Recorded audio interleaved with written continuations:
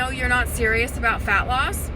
First things first, you're drinking alcohol multiple times a week, every single week. When you drink alcohol, your body has to metabolize it first so you don't die of alcohol poisoning. This means that if you are eating and drinking, your body is storing the food. Your body is storing the fats. Your body is storing the carbohydrates as glycogen for energy use later on. This means that you are not burning fat as long as there is alcohol in your system. And how long can alcohol stay in your system? For up to 72 hours after you stop drinking. If you're drinking on Monday and Thursday every week, that means you're not burning fat potentially most of the week. The implications of this are so much larger than just having a hangover, and most people think that drinks and alcohol are harmless, but they're not. And if you pay a coach to help you lose fat and you're drinking alcohol, that coach is gonna have a hard time taking you seriously. The second way I know you're not serious about fat loss is you're having high calorie traditional desserts multiple times a week.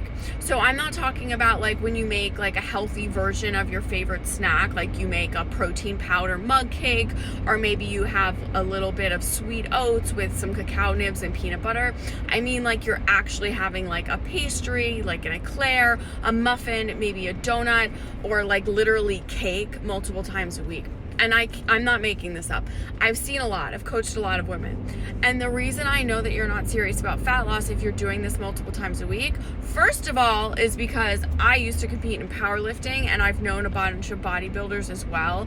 And if you are hyper-focused on a goal, you are not having dessert multiple times a week and sabotaging yourself. You're just not. Your discipline, your mindset, you're in a different place mentally. And I would have never thought to do something like that when I was really serious about my goals. But what it really tells me also is that your mindset is in a crappy place and you're eating emotionally. Because most of the time when people tell me they have dessert, it's either because they say they were super stressed or because they don't know how to say no.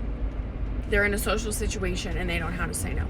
And both of those things are a problem, because if you're constantly going off of what everyone else is doing and you don't want the life of everyone else, you're doomed to be unhappy.